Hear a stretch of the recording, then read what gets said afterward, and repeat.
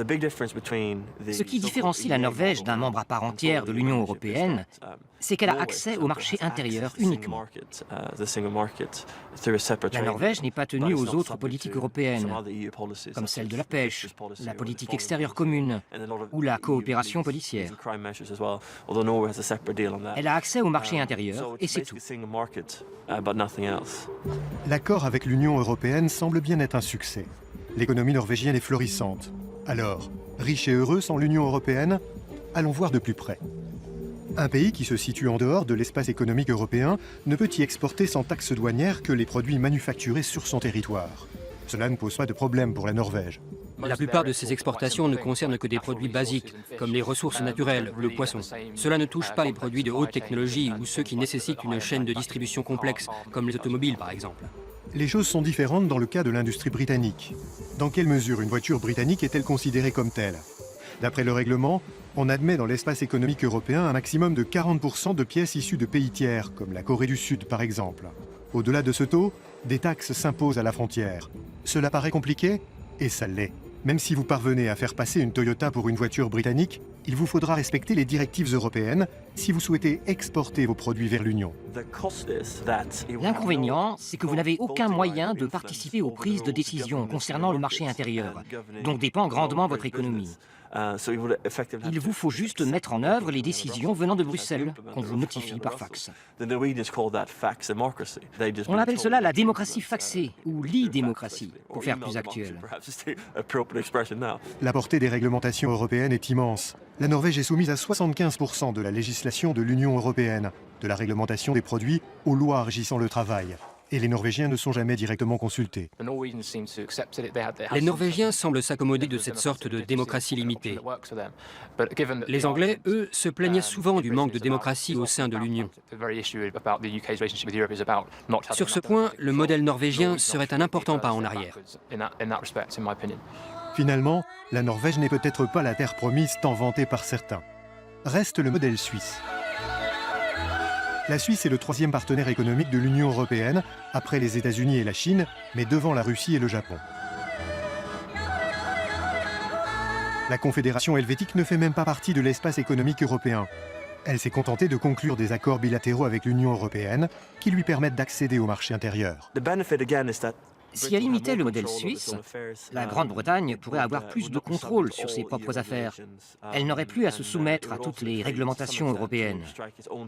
Elle serait également libre de négocier ses propres contrats avec d'autres pays à travers le monde.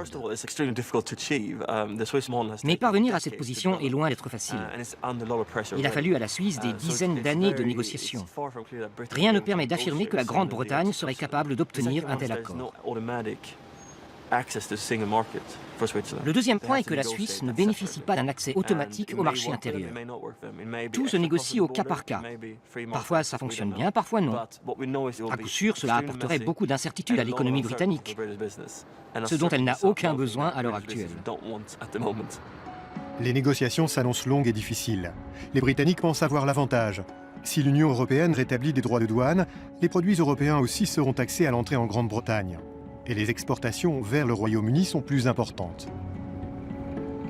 À Bruxelles, on reste imperturbable. On ne joue pas dans la même catégorie ici. La puissance économique de l'Union européenne est 7 fois supérieure à celle de la Grande-Bretagne. Le fragile marché d'outre-Manche ne pèse pas lourd dans la balance. De son côté, la Grande-Bretagne est dépendante de l'Europe. Plus de la moitié de ses exportations est destinée à l'Union européenne. En proportion, la Grande-Bretagne a bien plus à y perdre. Une chose est sûre, avec les nouvelles barrières commerciales, les consommateurs des deux côtés y perdront. Un autre danger menace encore les Britanniques, la dévaluation de leur monnaie. Pour l'Europe continentale, la dévaluation de la livre sterling signifierait une baisse des prix des produits britanniques, que ce soit des automobiles ou des produits de consommation courante. Mais pour la population insulaire, une telle dévaluation aurait des conséquences dramatiques en termes de pouvoir d'achat. En clair, les prix des produits européens, des voitures allemandes et françaises ou des pâtes italiennes augmenteraient considérablement. Il va donc falloir trouver un accord pour le bien des deux parties. Une chose est sûre, les Britanniques devront respecter les règles tant détestées de l'Union européenne s'ils veulent toujours faire partie du marché intérieur. En revanche, ils ne seront plus admis à la table des négociations. À Bruxelles, on murmure déjà le vieil adage « Celui qui n'a pas sa place à table se retrouve au menu ».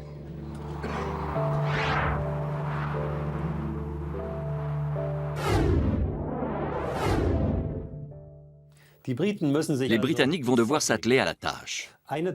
Leur solide économie financière constitue cependant un atout non négligeable. La finance occupe la même place de choix en Grande-Bretagne que l'agriculture en France ou l'industrie automobile en Allemagne. Au total, le secteur financier emploie plus d'1 million de personnes outre-Manche.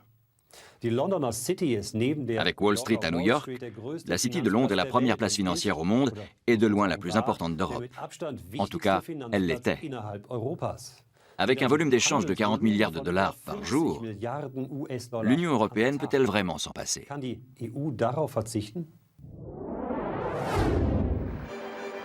Lorsque la Banque d'Angleterre, à l'époque la banque privée du roi, a érigé son premier bâtiment londonien au XVIIIe siècle, celui-ci était imposant certes, mais sans aucune démesure.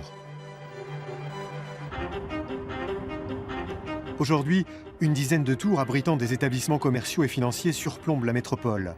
L'horizon londonien est dominé par la haute finance. Le quartier des banques fait à peine plus de 2 km², mais il a son propre nom, la City de Londres. Au niveau mondial, la moitié des introductions en bourse se fait ici, tout comme presque 50% des transactions et plus d'un tiers des échanges de devises. Une telle puissance économique a forcément un poids politique. La City est le plus puissant et le plus généreux des groupes d'influence britanniques. La City représente, et de loin, la principale source de financement des partis politiques, et notamment du Parti conservateur.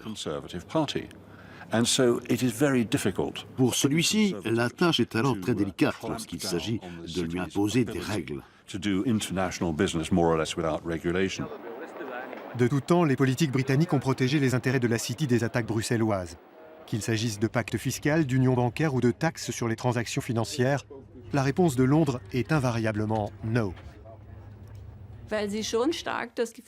D'emblée, ils avancent que ces réglementations visent avant tout à favoriser l'euro. Comme ils ne font pas partie de la zone euro, il leur paraît évident d'appliquer leurs propres règles.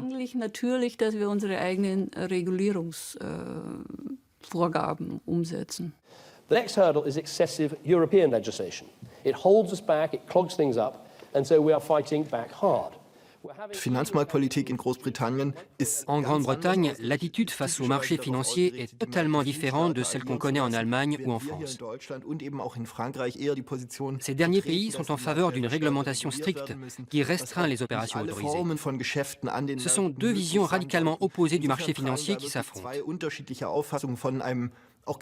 avec pour résultat la création d'une coalition franco-allemande pour faire face à celui que j'ose appeler l'ennemi commun, la Grande-Bretagne. Quoi qu'il en soit, les banquiers de la City, comme le reste de l'économie britannique, souhaitent conserver un accès au marché intérieur européen. Car l'Union européenne, et par là même la zone euro, sera toujours un marché essentiel. Si la Grande-Bretagne quitte le marché intérieur, les établissements de la City devront se faire accréditer dans des pays de l'Union européenne pour y faire des affaires. Cela suppose qu'on y ait une succursale, du personnel et de nouvelles obligations réglementaires. Cela signifie qu'on rende des comptes à une instance de contrôle britannique, mais aussi à une instance de contrôle au niveau européen. Et cela s'accompagne vraisemblablement de bien d'autres exigences liées à l'information à fournir sur les produits d'investissement. Il va de soi que toutes ces contraintes handicaperaient sérieusement les affaires de la City sur le continent. Et en Europe alors? Sur le continent, Francfort et Paris sont les deux places financières qui comptent, même si elles ne peuvent en aucun cas rivaliser avec Londres. Mais rien n'est irréversible. Si la City n'est plus représentée dans le marché intérieur, elle laisse à ses concurrents une longueur d'avance. Francfort et Paris seraient les grands vainqueurs sur le continent. Ensuite, il faudrait analyser au cas par cas. En ce qui concerne les fonds spéculatifs, par exemple, les Français ont une longueur d'avance. Et j'imagine que ces fonds s'installeraient plutôt à Paris. Je verrais plutôt Francfort pour les autres produits financiers. Francfort qui bénéficie également de la présence de la Banque centrale européenne. Ce qui me fait croire que c'est là que tout se passera et qu'on y fera bien plus d'affaires que par le passé. À Francfort et à Paris, on se réjouit d'avance. Les avantages du retrait britannique joueront vraisemblablement dans les négociations. Qu'en est-il de la Suisse ?